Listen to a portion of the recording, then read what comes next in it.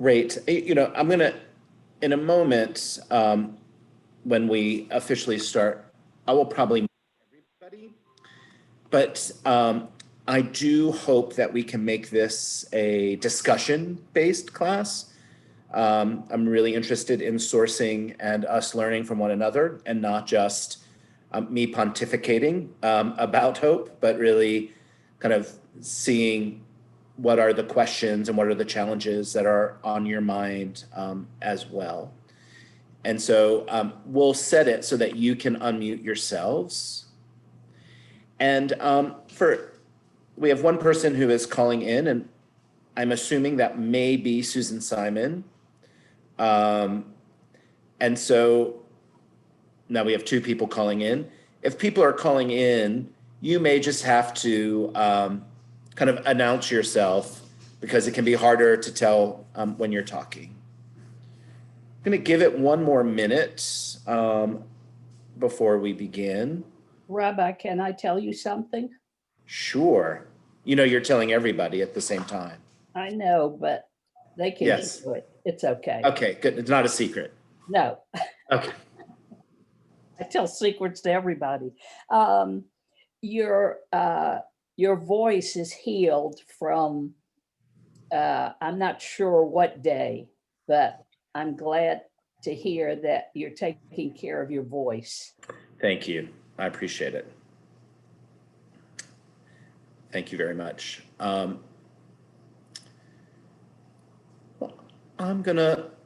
We still have a few more folks joining. Welcome everybody. Just for folks who are on the phone, and I think in a moment, we've just joined with our community who might be joining us on YouTube. So I want to share with folks, I think this will be most important to folks on the phone. I'll be sharing some text via screen share. And so I'll make sure that whatever we share, we read out loud so that you get a sense of those texts.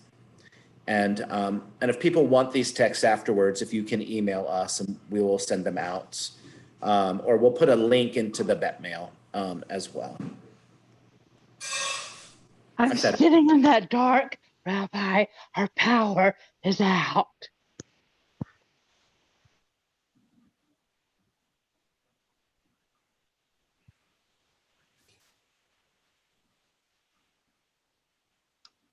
She was saying she's sitting in the dark, the power is out. Oh, I was talking to my husband who just came home. So Gotcha. One of the great things about working and living in the same place. So I'm going to invite us to. And one of the things that I want to kind of begin with is that a little bit of why I wanted to offer this workshop this evening. For me, it felt really important that as I've been speaking to congregants, and not just this past 6-9 months, but really understanding for a number of years that there have been many things that have happened, some in our personal lives and some in our kind of communal lives, that we've been in a place where hope feels scarce and challenging. And so I really wanted to be able to do a little bit of study on hope, because I feel like it's such an important thing. And when we welcomed Ruth Messenger from American Jewish World Service to come teach us a few years ago at our retreat at Congregation Beit Haverim, what she said then, I believe even more so now, which is that despair, to the best of our ability, really cannot be an option. And when I say things like that, I just want to be very clear and mindful. I'm not talking about, there are times when we experience clinical depression, and there are things that we need to get treated, and there are things that we are facing. And so I really want to kind of put that into a separate category where we need a particular kind of support when we're experiencing that level of depression. But to the degree where we can move into a place of active hope, particularly in hard times, I feel like it's essential. I feel like if we've been listening to some of my Rosh Hashanah messages, that it is a Jewish response. It is what Jews have done for most of our history as a response to oppression and persecution of ourselves and to other people. And it may very well be part of the mystery of our survival over all of this time. And so I wanted to be able to have a conversation this evening, to be as real as we're comfortable being. I want to invite us to kind of step out a little bit, to be able to share where we are feeling challenges around having hope, and seeing if I just brought 4 texts tonight because we're only gathered for an hour, but to continue the conversations from services, to know that on Yom Kippur, I am going to be weaving some of these same threads through with a different kind of lens. One of the things I feel is really important, if you've been with me over all these years, is there's a possibility of having an iterative experience where we examine things again and again through a slightly different take or look. And so on Yom Kippur, I really want to explore the precursor to hope. What I'm saying is uncertainty. And that uncertainty is often what leads us to actually needing to have hope. So that's a little bit of what I'm hoping that we can discuss and talk about tonight, and the importance of how hope can be a tool for us to activate in this time. So before we begin looking at texts and having, I wanted to start with a Torah study blessing. I put it in the chat for people who can see that. It is, if you want to join me, Baruch Atah Adonai Eloheinu melech haolam asher kirishanu b'mitzvotav v'tzivanu la'asok b'divrei Torah. Amen. And so just wanted to take a moment and see if there are maybe 1 or 2 people to share if there was anything that you encountered, whether it was in one of the prayers that we were saying, or in one of the kavanot, or the messages, or in one of our young people speaking. Were there particular messages around hope that helped shape your thinking or provoked a different way to look at hope than you had before?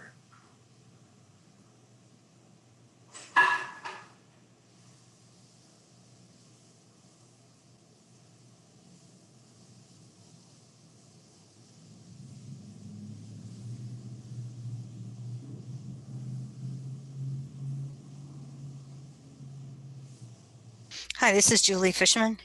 Hey, Julie. Hey, how are you? Good. Good.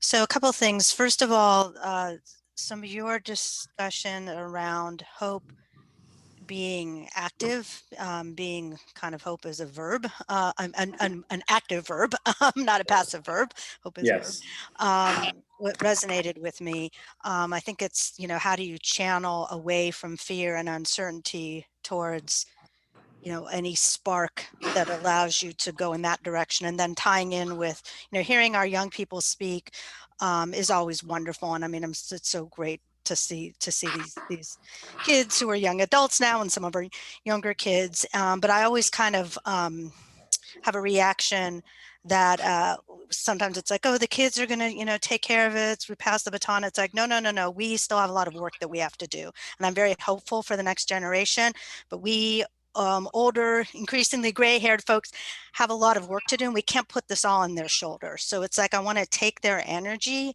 and infuse it into us that may feel weary, but we can't just we can't rest and just say, oh, they'll pick it up. We have important work to do right now. Right. I appreciate that, Julie. The the thing for me that felt really important is over the last 4 years in particular, I have really heard a number of us talk about how it's hard to have hope. And so, I'm wondering if that is a place where people are in this moment.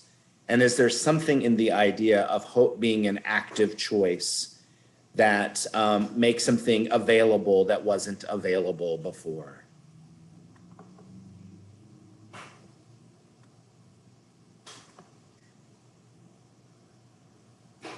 Sure, Amy. Hey, kind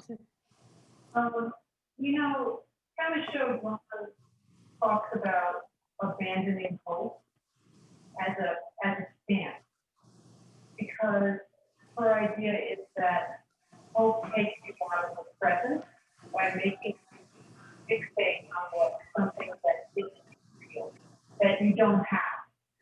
It's not Amy, available. can you get closer to the microphone, please?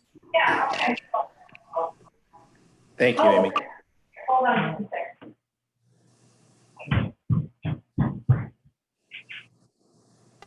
Hi, How are you, Mary Mary Beth? Beth. Hi. Sorry, we had the bigger microphone on. Awesome. Pema Chodron talks about how abandoning hope is a stance that's more healthy to take because it keeps you in the present rather than pulling you out into what you don't have, what you would rather have than what you actually do have or what you're actually experiencing. So for a long time, I've been trying to practice this idea about abandoning hope and focusing more on where I really am and what it seems to actually really be happening. And so when you started talking about that, that seemed healthier. You were talking the other day about how hope had to be a mindset with these parts that you would move through like any other kind of action or goal that you would set for yourself. So that made me really shift my thinking, and it made me realize I haven't been thinking about hope this way at all. I haven't been setting goals for myself that would pertain to hoping for things really. And maybe that's actually not a positive thing, because then I can't move with my full abilities towards what it is I feel like I need to do if I can't embrace that idea. So, and maybe it's because I'm depressed actually, that I feel like I can't set these goals for myself. So it was very thought provoking for me. Mary Beth and I had a long talk about it, and I decided to try holding that idea of setting goals and discerning how to achieve them, moving towards them, because I believe in them as a principle. So. So I appreciate that, Amy, because, I experience you as an incredibly powerful person in the world. No, I mean, there's no, I mean, as I've gotten to know you more and more, there is a way where you have a tremendous amount of influence, and that there is a way that your presence has the ability to shift and shape things. And I believe that there is a part of how we are able to withstand uncertainty is grounding into the sense of the aspect of ourself that is most sacred. And luckily, I read the article by Pema Chodron called Abandon Hope, so I know exactly what you're talking about. For those of you who don't know Pema Chodron, she's a Tibetan nun, prolific in her writing. To me, one of the most important writers of the 21st century, spiritual writers, who really talk about how we walk through this world encountering fear, encountering uncertainty, looking at what happens when life falls apart. And I think that, as I read her stance on abandoning hope, she is somebody who I think for the most part was responding to the passive romantic notions of hope that many of us have been brought up in this culture. And I think in particular, from a Christian perspective, no offense to any of my Christian siblings out there, not every Christian believes this, But there is a way where, and it's not that we don't have this in Judaism, we just don't rely on it as much. But this idea as God as Savior, it has a different role in Jewish tradition than it plays in Christianity. And this idea of Savior and hope emphasize this nature of patience, of just waiting. And there is a text that I didn't bring for us to look at, but I do want to talk about, where this idea of hope and patience does happen in Judaism. I think that when we looked at texts like Rabbi Jonathan Sacks, who is beginning to identify optimism from hope, that in some ways we could have substituted what Pema Chodron had written for abandoned optimism, because that's this passive kind of future looking, and that hope is about saying, no, I'm going to act now. I do think that the Buddhist contribution to the conversation is really about where are our attachments, and that so many of our attachments are about pleasure over pain and about certainty over uncertainty. And so I think she has a great deal to teach us. But I do believe that there is a fundamental difference between Buddhism and Judaism that I wrestle with as somebody who likes a lot of what Buddhism has to say and find it informing my Jewish spirituality around these ideas of attachment and looking at fear and surrendering to being in this moment, is that Judaism does revere memory in a particular way and does have a future focus. So that is a little bit, but it doesn't say that now isn't important. That's one difference. But the other difference is that there is a deep conviction of the text that we chanted a number of times during Rosh Hashanah, that if we can, if we believe we can destroy, then we must believe we can heal. And so I think that there is a way where, as I was calling, that Judaism's defiant hope is choosing life. It is about seeing that we potentially have more agency than sometimes Buddhism says. Where often I think Buddhism sometimes can unintentionally cultivate a particular passivity of saying, just live with what is happening and experiencing that. I do particularly like the activist side of Buddhism that actually says, like Judaism, that we can move, but that's a smaller voice. And so I do think that when we look at making these active choices, we have to examine our attachment to the outcome.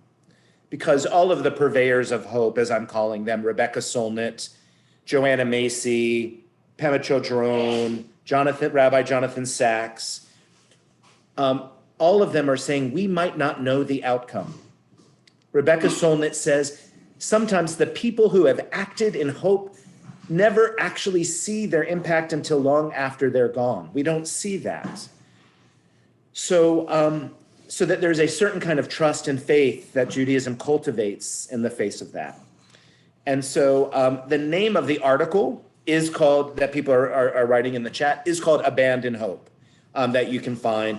But she talks about this idea in a lot of her writings, but she has a specific article around that. And I would say abandon passive hope is how I would, if I were to reframe what it is that she's written. I'm wondering if there's one more person that's open to sharing before we look at some texts. Howard and then Israel. So what I'm trying to determine is, what is it that I'm hopeful for? It's the usual that there's peace, no one is hungry, we get along with one another, we treat our fellow humans kindly. Is that really realistic? Are we as humans capable of doing that? If we look at history, we've not so often had times of peace. There's always been hunger. There's always been some type of suffering. So what is it that I'm hopeful for? And I'm not sure. It can be very broad. It can be very concise. But in general, it's hopeful for a world in which we can all get along with one another, but it's just never seemed to have been. So that's from where my despair comes. Right. My hope is that that could be achieved. And I know you mentioned this about the ability to hold both of them together. Yes, It's not necessarily a binary either or phenomenon. absolutely. So that's my struggle. One of my struggles. No, I appreciate that. And I think that if most of us are honest, you've struck at the chord of where a lot of us live our lives. To me, the challenge is that sometimes we can get to the place of despair where there's something futile. And I think I've shared with many of you that I started this Facebook group for clergy navigating the pandemic. And I believe one of the most quoted posts was early on.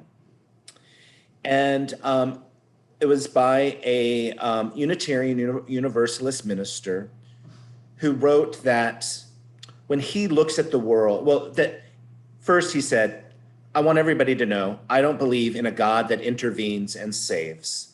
So don't, like when I share with you what's on my mind, know that that isn't my belief. And I'm right there with him. That's not my concept of God either. And then he began to share, I also believe I need to be fully transparent with my congregation to the best of my ability.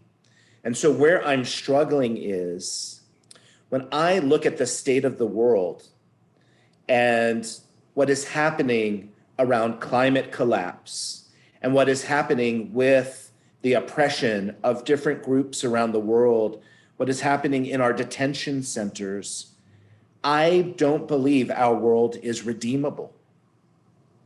What is happening with this pandemic and how we're handling it, I worry that we have gone the past, that we have passed the point of any kind of redemption. How do I share that with my community and my congregation? And so first of all, I want to say this was the post that I believe at that time, certainly there were hundreds of people who responded to this post. And, a lot of them said, I hear you, and I sometimes am there too. So I want to share you my response because not that it was necessarily singular, but I didn't see it that echoed. And it is in many ways my response to you, Howard, which is that I too have walked to the edge of despair and looked into the abyss. And that abyss feeling like the world is deeply fractured and certainly concerned about whatever agency I might have to bring healing to those deep fractures. But what I am reminded of is through the Jewish practice of Musar, for me, through the Jewish practice of looking at soul traits, that the cornerstone of humility, that there is an aspect of despair that is certitude, that it is condemning and relying on the comfort of the certainty that the world is in a particular way. And when I practice humility and I cultivate my sense of curiosity, I almost always discover that there are forces at work that I have not been aware of, and that there have been acts of extraordinary grace or forces that teach me that there are things that I don't know, and that I need to walk through the world with, for me personally, with a stance that says, there are things that I don't know that I don't know, right?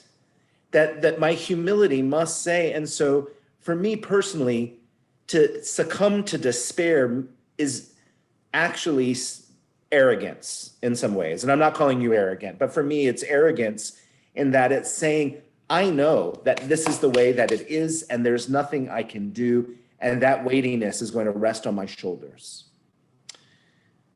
Tomorrow, I am going, I just felt called, but tomorrow I'm going to the Irwin Detention Center to do a ritual of tashlich, of casting off sins, Because for me, there is a way where the news, and the news today that broke even further, that there are potentially more women who have had medical procedures like hysterectomies without their knowledge, that in the time of our atonement, there has to be, like, I just feel called that there has to be Jewish witness to this. And I feel like that there has to be Jewish ritual for the state of our country. Do I know whether that is going to make a difference at all? I really don't. And my most cynical self would be like, perhaps that's actually a self-indulgent act. And could I put the money towards the gas that I'll spend in a better place? But I just know that there is a way to respond to the pain in the world of bringing our full self and a sense of our tradition that might crack something open that if I don't go, I certainly won't ever find out. And so one of the things that all of our purveyors of hope teach us is that we have to walk through the world with a particular kind of vulnerability. And that vulnerability means that sometimes we will fail in our hopeful attempts, but that there is something worthwhile in making the attempt and entrusting ourselves that we might have agency in order to make some kind of difference in that way. Otherwise, why would we plant seeds, right? Like, why would we tend to all of the kinds of things? There's a Jewish text that says that when the Messiah comes, if you see the Messiah coming and you are in the middle of planting a tree, finish planting the tree. Right, yeah.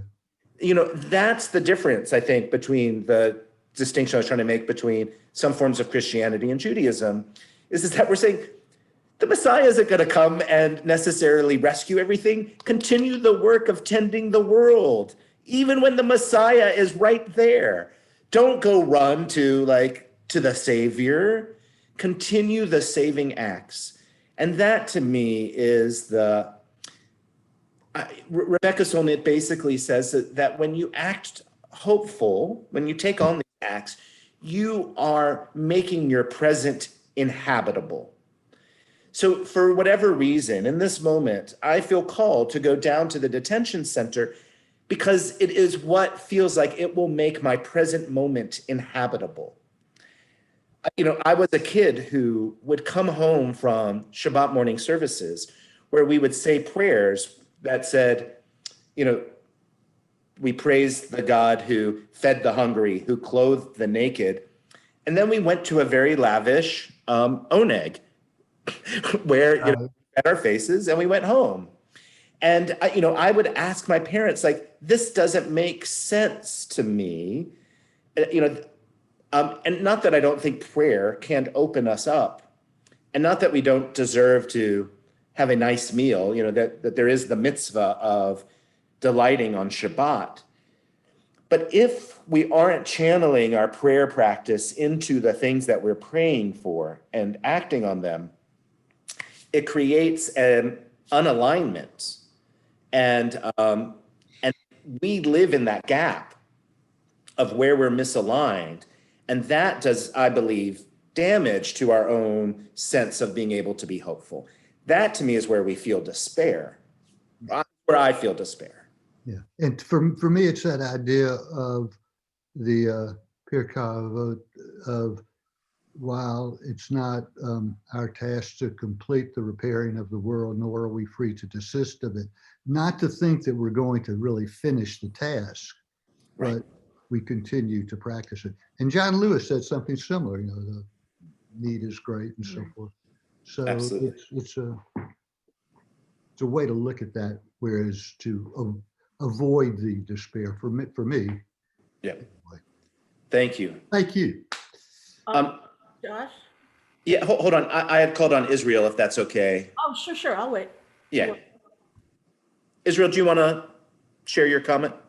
Sure. So I think for me, hope is definitely an active choice because I guess in my life, there has been so much of not hope that I learned at some point a couple of things. One, I had to learn that hope was a choice.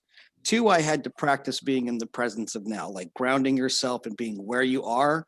So my presence practice, whether it's the presence of God or however you want to understand it, is a choice for hope.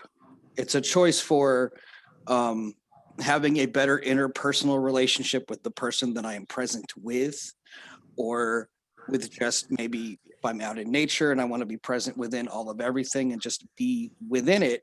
I think that itself is both prayer and hope. And then I learned to have active waiting. There's this, we've talked about how some people, they hope, and so they're just really patient. Essentially, they're so earthly, they're so heavenly minded, they're no earthly good, that they just sit and they're patient and they're hoping for whatever it's going to be.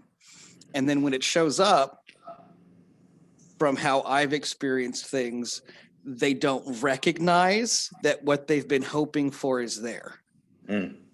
Or they don't, because they're not either in the presence, or they don't know that they can choose that, or whatever surrounding happens. Either way, I think that for some reason I've been told I'm a really hopeful person, but I don't understand myself that way. I just don't think that choosing not to hope is an option.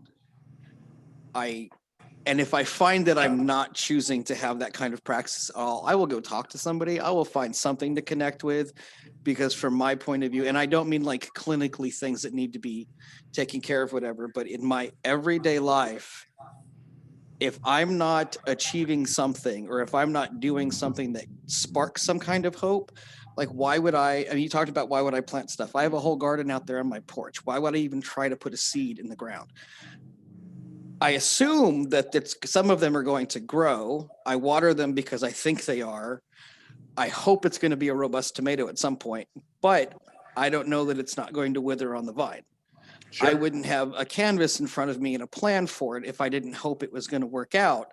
Of course, it's maybe, right? I have no idea, but it's something that will give me some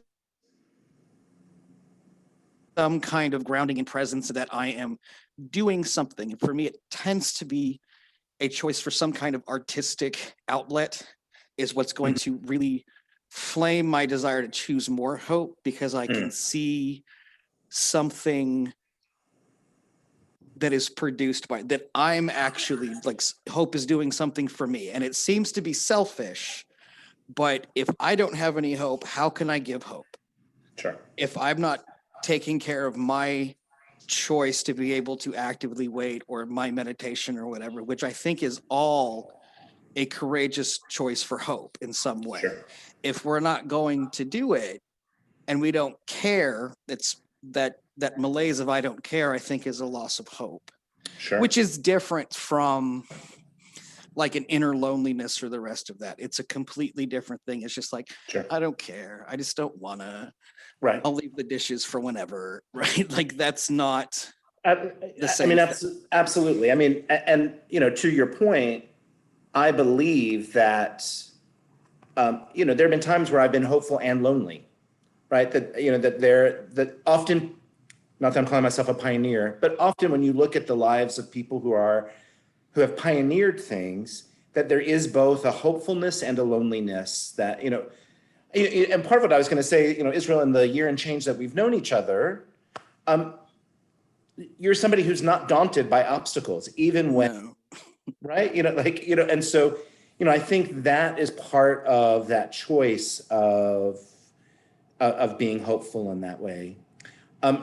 Nancy, and then I'm going to move on to some texts, because I promised some people, I promised us we would look at a couple texts.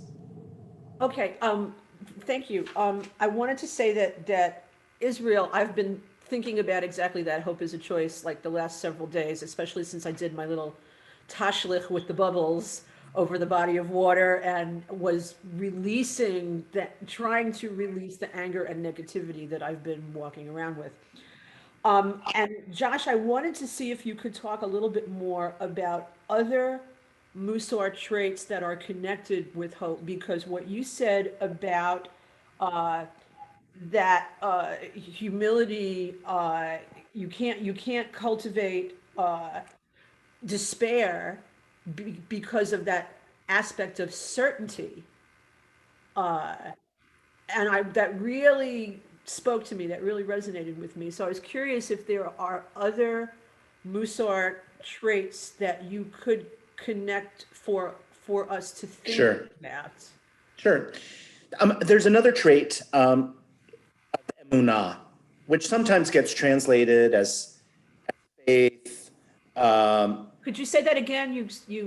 It is emunah. Emunah, thank you. Yeah, I'm going to put it in the chat. So there are different understandings of the trait of emunah, and my Musar teacher introduced me to, I would say, the less common understanding, which, if you take a Musar with me, is what we've looked at. And it is the understanding of reliability. So, to me, there is this idea that this is where the setting goals comes in and taking action as a reliable practice. And that when we navigate uncertainty, I fully believe that, why we so often uplift or celebrate people who have lived on the margins in some way or another is because the choice of certainty or uncertainty is a rarer choice for them. Often, when I've lived aspects of my life on the margin, I have not had a lot of choice. Whenever I walk into a space and I've identified, it's less so than it was when I was in rabbinical school, but as a queer rabbi, when I walk into a space, there still is a way where I'm walking into a field of uncertainty about how I'm going to be treated, how people are going to relate to me, what are the kinds of things. And so it allows me to have a particular kind of practice and attunement to what are the possibilities in this moment. But this is not a practice that I would necessarily have chosen because it is not comfortable. But because I have often, what I have chosen is this path.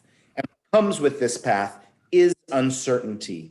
And so the reliability of this Musar trait, they talk about being like a tent peg, so that you have a certain kind of stability in times of uncertainty. That you're not so rigid that you snap, right? So that if a tent peg is so rigid, it can make the cord snap. If it is too wobbly, it can make the tent fall down. And so it really is about a particular kind of agility and maneuvering and looking at what are the possible choices in the face of uncertainty. That to me is a particular kind of sense of reliability. I know now, like tomorrow is pretty uncertain. I've not been to Asila. I have seen on Google Satellite what the detention center looks like. I think I know where we're setting up. I was told, Osceola doesn't seem like the most welcoming place. I've traveled throughout mid and South Georgia. And so, of course, I have some apprehension about what might happen there. And at the same time, I have developed enough of my own reliability that I know that I can trust, I can maneuver in difficult spaces. Or let me put it better. I know that I have a tolerance for taking risks that are not baseless in harm, but rather that I can rely on a whole set of my ability to navigate out of difficult situations because I've put myself in a field of uncertainty in lots of different times. And I think that the more comfort that we have in life, the more certainty is a part of what is comfortable. And so it makes hope an even more active choice in those times. And it is why when we face things like illness or loss of a particular kind, that we begin to wake up to a different kind of energy. We often, that energy can be despair, but sometimes it's the energy that transforms our entire lives. I think about Candace Gingrich, Newt Gingrich's sister, who wrote a book called Accidental Activist. She didn't set out to be an activist in the world, and she lived a comfortable life in a lot of ways. But when her brother began to represent a whole series of values that she did not embrace, she had some choice. Does she remain comfortable, or does she take some steps and challenge what her brother has to say in a time when her brother was one of the most powerful people in American politics? I remember, yeah. Right? And so, I think those are the moments. They never feel good to us. But if we have a certain sense of our own trustworthiness, is another way to understand emunah, and we can move through uncertainty with a greater sense of ease. Now I'm giving away a little bit of my Yom Kippur Devar, so hopefully this will allow you to marinate it and receive it in a particular way. Does that make sense, Nancy? Yes, thank you, Josh. Thanks. Sure. So I'm gonna share my screen so we can look at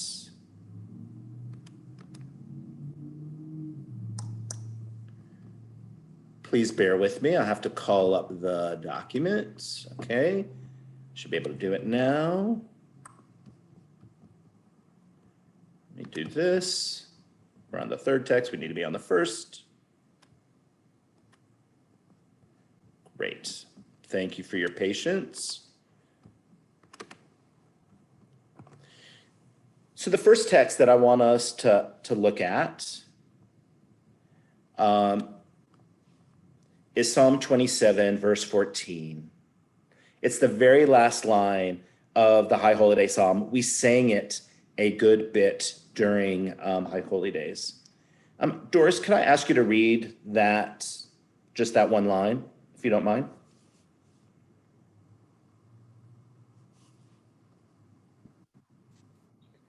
Hope then for the Eternal One.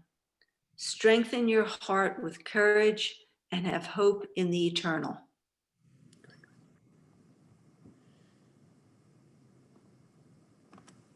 So I wanted to, that is a text that ends this kind of desire to be in the divine presence and to be able to have an encounter that illuminates something for us. And it ends with this text of strengthen our heart so that we might have hope. And so I'm curious, what do people make of this text? What does this text mean?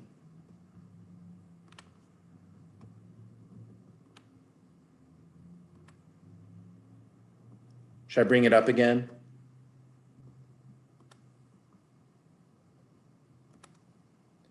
Hope then for the Eternal One. Strengthen your heart with courage. What does it mean to strengthen our heart with courage and have hope in the eternal?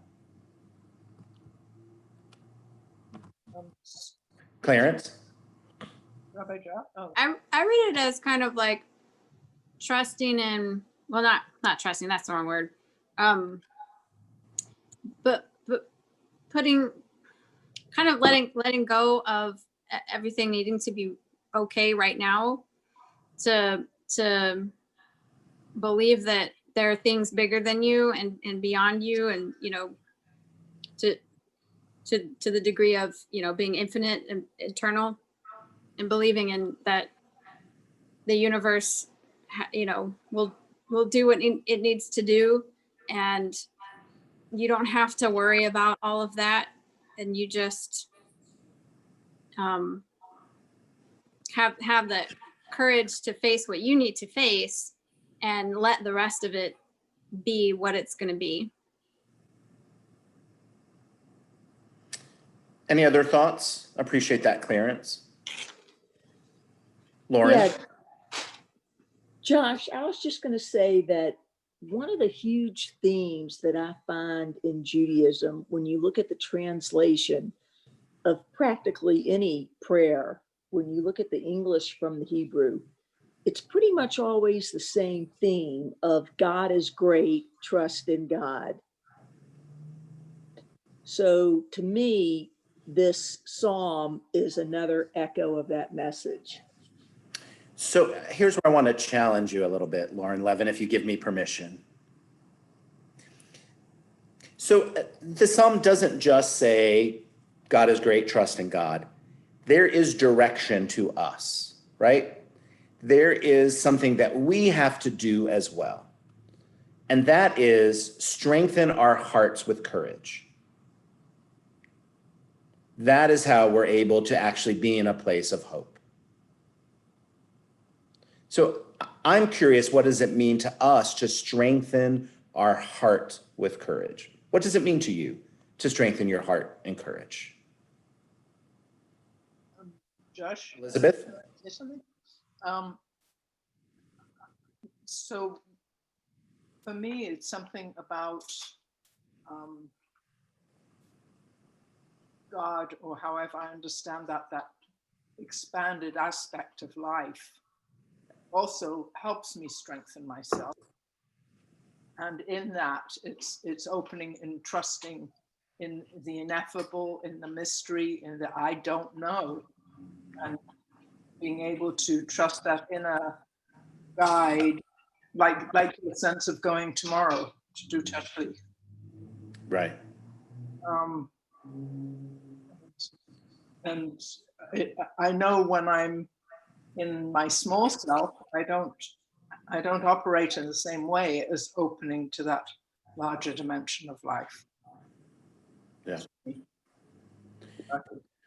I appreciate that, and listening to you and the different names that you referred to God, and listening to Lauren, reminds me that often the crux of the issue is what our relationship to God is and what God means. And so in a lot of ways, where perhaps Pema Chodron and I would get along is that one of the most engaging ways for me to understand godliness is as the present moment or as reality. And so if you put in reality, hope in this moment, strengthen your heart in this moment, that there is a way where, speaking of midot, if God is truth, and one of the ways that we understand God in Jewish tradition is that the seal of the divine is of truth. That truth is about what this very present moment is. And it is about us being able to look at the reality unflinchingly and being able to say, yes, I can still find a way to strengthen my heart and have courage to be in this moment. I don't have to flee. I don't have to eat over this moment. I don't have to drink over this moment. I don't have to engage in any act other than just be. And we might think that that actually is something easy, but that for most of us, on another one of my pages, that on the pages for rabbis, somebody asked this week, who's after the death of Justice Bader Ginsburg, one of my colleagues asked, who's eating their feelings this week? And lots and lots and lots of people, said yes, me, and I'm sure I have in there some moments as well. And I want to be able to move into a place where I can hope in the present moment, that I can make a choice to be present, because it's only in that choice that there's possibility. Otherwise, there's disconnect and numbing. And so in some ways, I like this last piece, which is, we focus on Achat Sha'alti, let me dwell in the kind of temple of the source. But that temple perhaps is this very moment in time. And it says that part of what we need to do just to get through life, Lauren, you asked this question about death earlier, like, what's the point? It's a good nihilist question. What's the point if we're all going to die? Well, I think it's because we live with that question somewhat subconsciously or out in the present and that is the question why we have to strengthen our heart and have courage. Because it really is too easy to consider the alternative. In my sermon coming up, I basically say that, cynicism is for people for whom cynicism is for people who are too cool for denial. I certainly have been there in that sense of cynicism. This is actually saying, abandon that mindset and be here now and see what the possibilities emerge. So I want to say something about this being here now. It's actually, as you said, it's the hardest thing. And the truth is, it's always been the truth. This is all we ever have had. Yes. And that's thrust in our faces now in a different kind of way, but it's always there. And part of what I want to say, Elizabeth, which may make it into the sermon or not, because it's still being refined as we speak, is that's what God says God's name is in the encounter with Moses. Ehyeh asher ehyeh. And Elizabeth, I know that you know that, but that for me, there's this I am what I am. I will be what I will be. God is isness in Jewish tradition in this way. Gus, and then we're going to move to a second text. I very much resonate with the notion of just do right now what you can do. And I think back, as you talked about all this, to when in 1982, when we started Men Stopping Violence. And we would meet and we would plan. But at the end of the meeting, we would say, but of course it's hopeless. And we were laughing at ourselves because we knew that the rock we were trying to move, patriarchy, was way bigger than what we could do. But we also knew that there was things we could do, even though we couldn't do the whole thing. Yes. And we made a difference, right. Even though the problem is still there. So it's right. just showing up and doing what you can and not being too attached to the outcome, even though you care passionately. So. I think Clarence put in the chat a quote that really talks about the ripples that, that continue to move outwards. And so, there are even ways where Men Stopping Violence has had such powerful ripples that some of which that you don't even know. While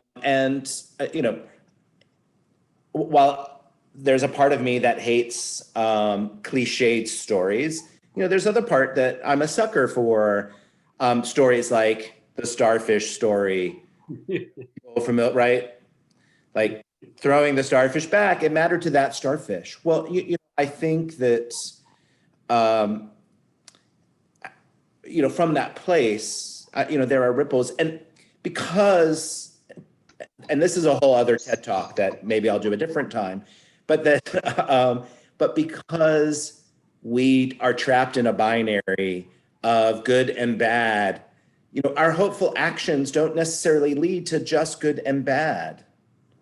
Our hopeful actions lead to a complexity of things that sometimes bring both good and bad and lots of things in between that binary. Most often I think that when we're acting hopeful, we are actually saving our own lives. Like that's in some ways what I think that we're doing. And that in of itself, perhaps that's saying that this is self-perpetual, but that, in that way. And so I want to share the second text, which is from Isaiah. And Rina, if you're amenable, would you read this for me in the English? Starting with, why do you say? Why do you say, O Jacob? Why declare, O Israel? My way is hidden from Adonai. My cause is ignored by my God. Do you not know? Have you not heard? Adonai is God from of old, creator of the earth from end to end. God never grows faint or weary. God's wisdom cannot be fathomed.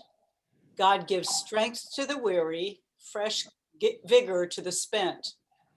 Youths may grow faint and weary, and young men stumble and fall. But they who hope in Adonai shall renew their strength as eagles grow new plumes. They shall run and not grow weary. They shall march and not grow faint.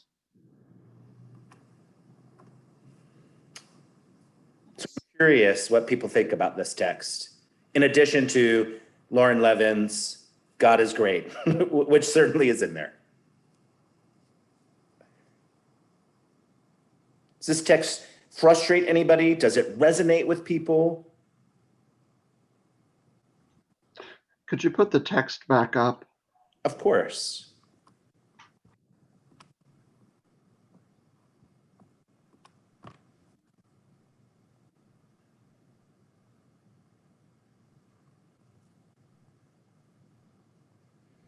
So if we look at the beginning of the text, it starts with somebody who is saying, God is not with me on this path. My cause, what I care about is being ignored.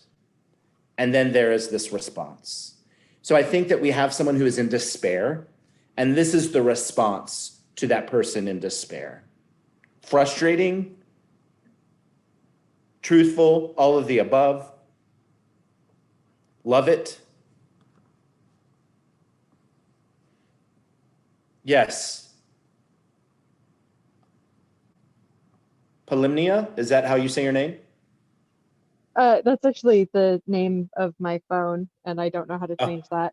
Hi, I'm Rose, they, them. I'm not actually a member of your congregation. Oh, well, welcome. I'm glad you're here with us.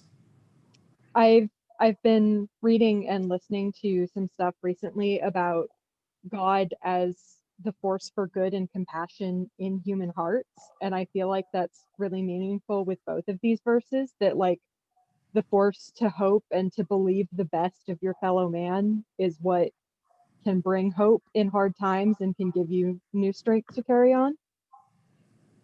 The choice to believe that there can be good in the world from everyone. I appreciate that.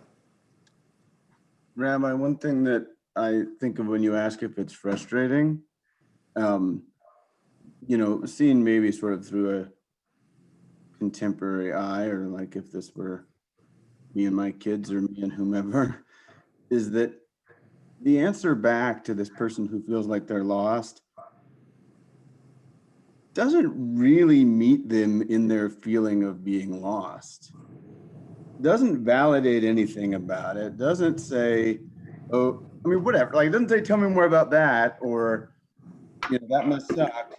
It's like, no, you just missed it. You're like, isn't it obvious? There's this answer, and you think, well,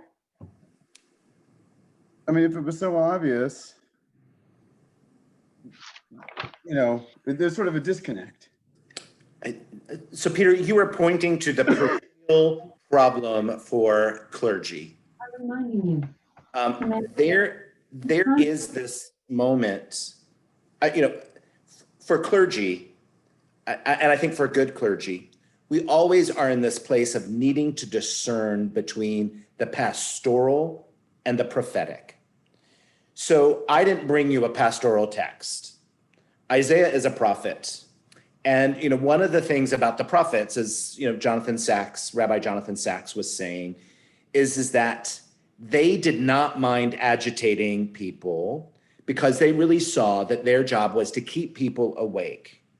And so I think that you're absolutely right, that somebody who has the skill set to be both pastoral and to be prophetic, may have this opportunity to, be able to meet someone where they are and to listen in a way that will open doors to be able to let the grief that we experience at the world flow. So if people who've been following me since the pandemic, since it started, I was saying grieve all the little losses, and that there are many ways that we as a team have tried to put in opportunities for us to express grief all along the way so that we could get to places of power. That said, everybody was in conversation this year. You know, last year I screamed at God on Yom Kippur. Like, that was my sermon, if people remember. I certainly remember because it broke through something in me, right? And this year I was like, I can't do that. Like, partially because of the platform, but also because of the fragility where we are. And so in some ways, I am interested in that question that you're saying of how do I both bring the pastoral and gently the prophetic? Because there is this way where sometimes we do need to be kind of shocked out of it. And I think what Isaiah is saying is, look, you're having a pity party, and pay attention, you know, that the people who are truly active, you know, if we look at who we think might embody hope, there is a particular energetic quality. This is why I was talking about that perpetual energy that hope can bring, that because when there is a mission and a purpose, there often is something that can be fulfilling. I'm blanking on his name, of course, because you know, I'm in class, but the star of Black Panther, who recently died from Chadwick Boseman. Yes, Boseman, absolutely, right? People were astounded that he continued to make movies and to, you know, and to me, there are these uncovered stories. And it isn't that people who, you know, I don't want to uphold that everybody who is truly dealing with chronic illness should have this kind of energy. But there are ways where people are able to tap into a particular kind of purpose for much longer than we might expect. People who are suffering because of some of this energetic quality that is being described by Isaiah. That there is something that is generative about having a hopeful purpose and pursuing it. And that there is some elixir there that resonates with some folks. I don't think it was just because somehow he was genetically gifted. I think that there are ways that people get tapped in. I think it's the same about John Lewis. You know, there's a way that even as I began to notice my last visit in his office, that there was a way where there was some energy was waning, but he still was present and engaging till this, to very close to the end of his life. Justice Ginsburg, absolutely. You know, who was able to articulate that final wish, and who throughout all of her bouts of cancer would return to work. And so I think that there are ways where the possibility of discovering something that is hopeful, that can power us through, like this Isaiah passage. Like, young people get tired out, but she's at the gym working out with her trainer so that she can continue, you know, and so, you know, I don't want to idolize this, but I do want to see that there is some energy that Isaiah is really referring to that we can see in the world with some folks. I'm going to invite us to look at another text. And sorry, hold on. Let me see if I have to move all of you. Active hope. So this is from a book by Joanna Macy, and I always forget to acknowledge Chris Johnstone of Active Hope. If you've not read this book, this is a book that really talks about having hope in the face of climate collapse. It's very specific, but there's a lot just about hope in general. And what they write is that active hope is not wishful thinking. Active hope is not waiting to be rescued by some savior. Active hope is waking up to the beauty of life on whose behalf we can act. We belong to this world. The web of life is calling us forth at this time. We've come a long way and are here to play our part.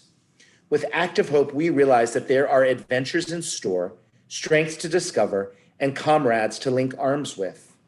Active hope is a readiness to discover the strengths in ourselves and in others, a readiness to discover the reasons for hope and the occasions for love, a readiness to discover the size and strength of our hearts, our quickness of mind, our steadiness of purpose, our own authority, our love for life and liveliness of our curiosity, the unsuspected deep well of patience and diligence, the keenness of our senses and our capacity to lead. None of these can be discovered in an armchair or without risk. So I'm going to just leave this up for a few seconds.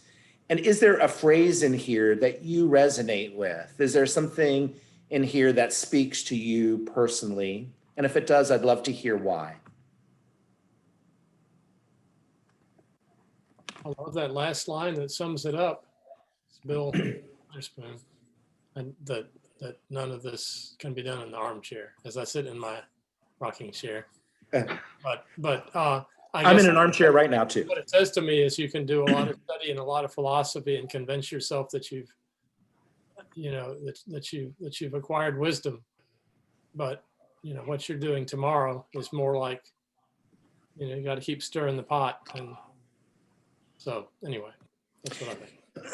Bill, there's a Hasidic text that talks about there being two different kinds of tzaddikim in the world, two different kinds of righteous people. There's the righteous person that climbs the ladder all of the way and cleaves to God. And then there's the righteous person that is still enough in this world. And the text says, and if you can be the one that is still in this world. Because there is this way where either achieving wisdom or, quote unquote, being a good person or having this union with God that is beautiful,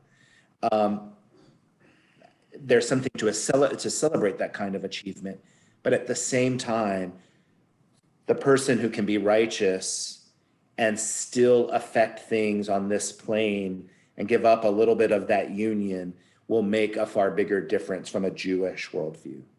And that resonates with the Buddhism again too.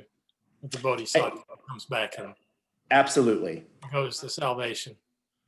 So when I went and listened to the Dalai Lama do a Bodhisattva ritual with a group of interfaith folks, I said, what we must do as a Jewish people is create a pathway towards becoming a tzaddik in the same way there's a pathway of practices towards Bodhisattva.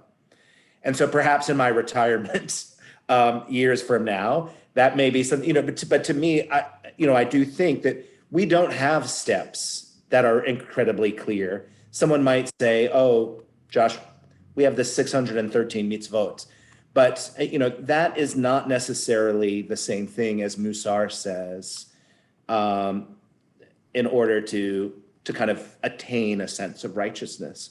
But I do think by studying and looking at the Bodhisattva path that we could find analogous texts and traditions in Judaism. So I love that you made that connection. Josh, Sherry, sorry, Sherry and then Julie.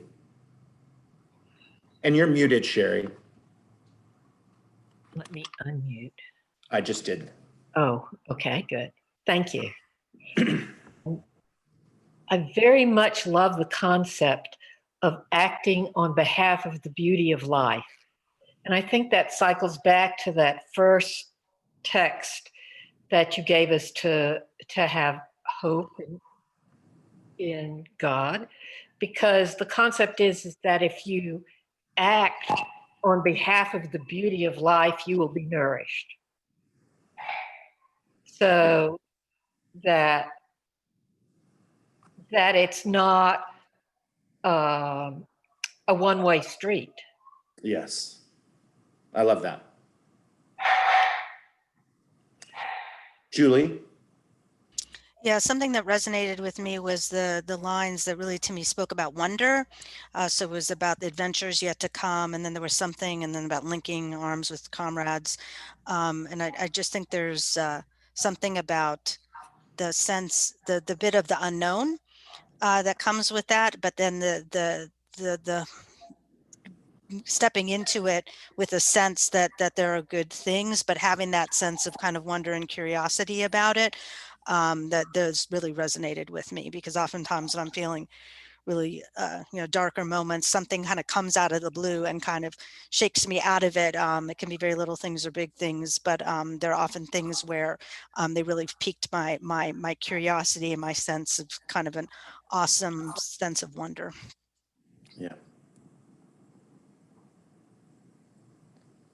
Any last comment on this text?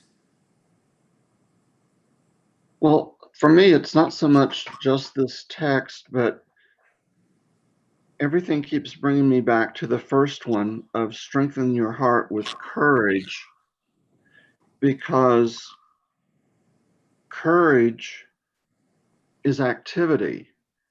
I mean, if you don't know if you have courage or not, if you're just being still, if you're sitting somewhere.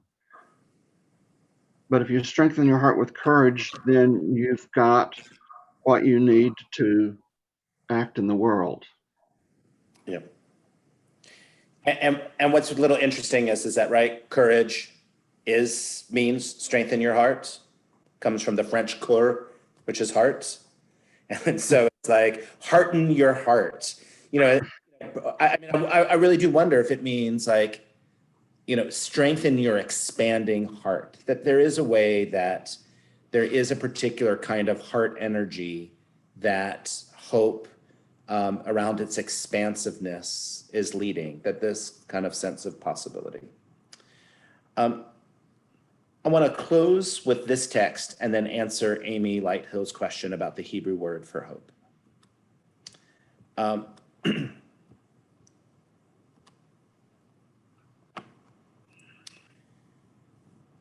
So would someone read this? Carrie Houseman, would you read Rebecca Solnit's Hope in the Dark? I ended one of our services with this quote.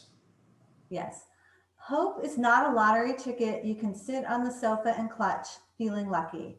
It is an axe you break down doors with in an emergency. Hope should shove you out the door because it will take everything you have to steer the future away from endless war, from the annihilation of the earth's treasures and the grinding down of the poor and marginal.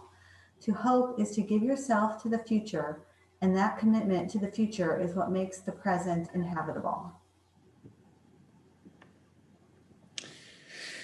So that's where she and Pema Chodron would probably disagree, right? Because the president should be inhabitable because it's just the present. Rebecca Solnit's, I don't know how she identifies as a faith tradition, but she grew up with a Jewish father. And so, when I read this book, it felt very Jewish to me as have some of her other writings as well. And so, I do think this kind of idea of future is really important. I just want to ask, what do people think about the idea of hope as an axe? I love that. Just like such a strong force that can be used. It can be destructive if misused, but it can also save a life more than anything else. Yes. So I do think we have to be discerning with an axe, but to me, it creates a very visceral kind of understanding about when hope is needed and what a hope is for. And,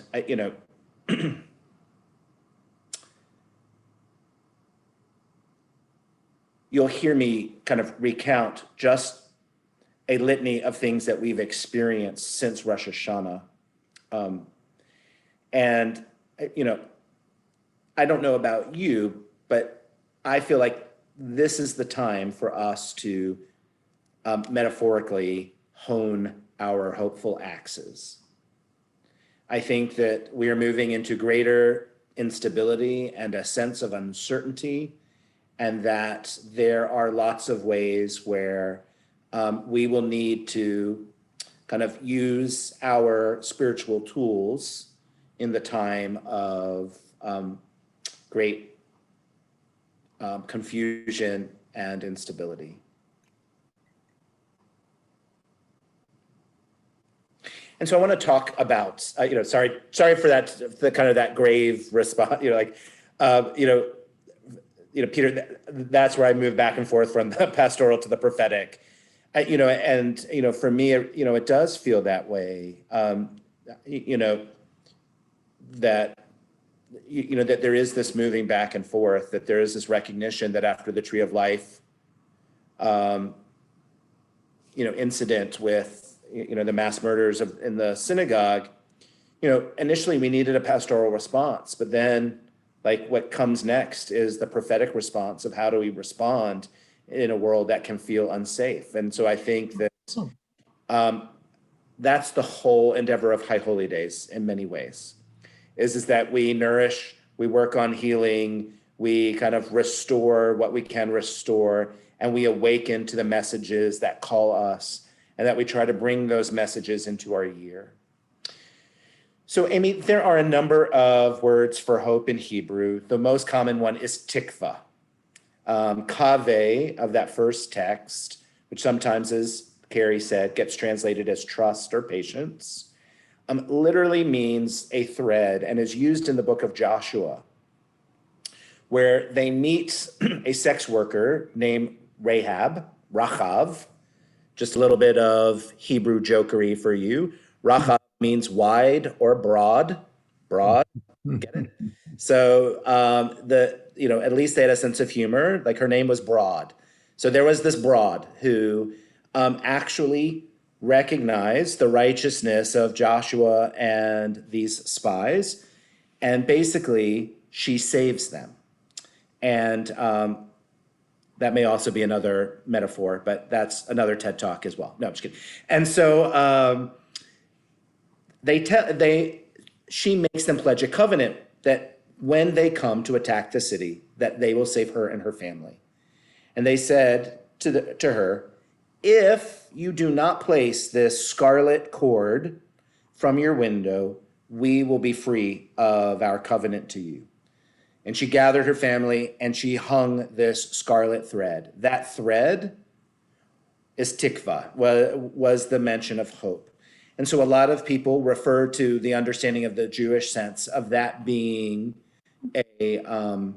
both a sense of patience, right? She had to wait until they saw it, and she had to trust that they would do that and wait patiently. So sometimes that's what is there. To me, it was this act of fulfillment. Like really, the thread was a symbol of her willingness to risk her life and save this group of people who were going to respond by saving her. And I like to think of the idea of tikva, which can also mean to bind in terms of how a cord or a thread, how a rope is made with many threads, that it is the very process of binding our values, our actions, and even those comrades linking arms as creating the lifeline. I don't think in this world that hope is waiting for a lifeline. If we get a lifeline, then that's grace. Then that's shefa. That's the overflow of the divine. But we create the lifeline. We bind what we need together in order to choose life and create the lifeline. That to me is what hope is. So thank you very much, everybody. You got a little taste of some of what I'm going to talk about. Most of the focus will be on uncertainty in my sermon. So you'll be the experts. And I look forward to gathering with all of you very soon. In terms of what's coming up next, you should be aware that Yisker is on Saturday night at 7 p.m. It was always designed this way. Some people are confused that they somehow thought that it got moved. I've always had it in mind that we needed to put it on a time and a date using the fullness of the 10 days of Teshuvah so that we could grieve appropriately without feeling rushed by the next service and what comes before it. And really, there'll be an opportunity for us to recognize those who have died of COVID, those who have died in acts of racial injustice. And we'll have the beautiful opportunity to dedicate our memorial wall as well. And so I find our Yisker services to be particularly moving in general, and I hope that in this platform that we will experience the same. I know that many of us experience tremendous amount of comfort, and dare I even say hope, from the presence that we all shared with one another. And so I imagine that we will experience the same thing as we move through the Yom Kippur services that will start Saturday night at 7. Great. I'll hang on just for a few moments if there are any questions. But I have probably about 5 minutes, and then I too will need to sign off.